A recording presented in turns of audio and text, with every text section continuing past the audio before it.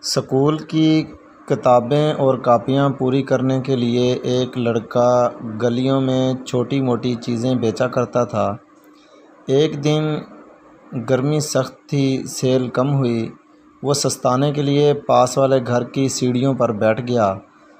بھوک لگی تھی لیکن جیب میں رقم کم تھی۔ کچھ دیر سوچتا رہا، پھر ایک قریبی دروازے پر دستک دی۔ خاتون نے دروازہ کھول کر کہا، جی۔ تو کچھ توقف کے بعد لڑکے نے کہا، پیاس لگی ہے، اگر ایک گلاس پانی مل جائے تو مہربانی ہوگی۔ خاتون نے چھوٹے بچے سے پوچھا، بھوک بھی لگی ہوگی، کھانا لا دوں؟ یہ سن کر لڑکے نے کہا، نہیں نہیں، پانی ہی کافی رہے گا۔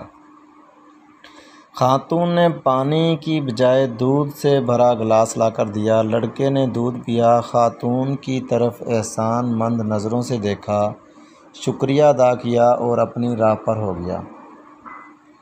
باہر موسم آتے جاتے رہے، گھروں میں کیلنڈر بدلتے رہے، بچے جوان ہوتے رہے، جوان بوڑھے ہوتے رہے، وقت گزرتا رہا۔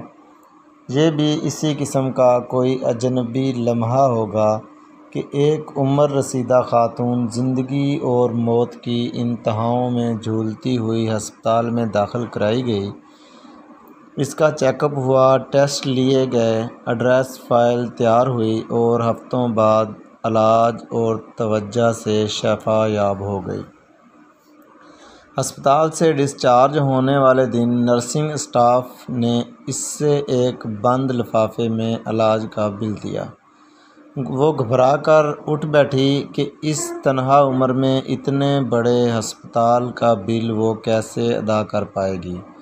کانپتے ہاتھوں سے اس نے لفافہ کھولا۔ بل کے نیچے لکھا ہوا تھا، پورے بل کی رقم بہت عرصہ پہلے ایک گلاس دودھ سے ادا چکی ہے۔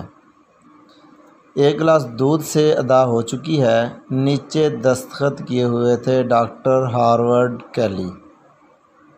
ڈاکٹر ہارورڈ کیلی کی سوانح عمری سے ماخوذ۔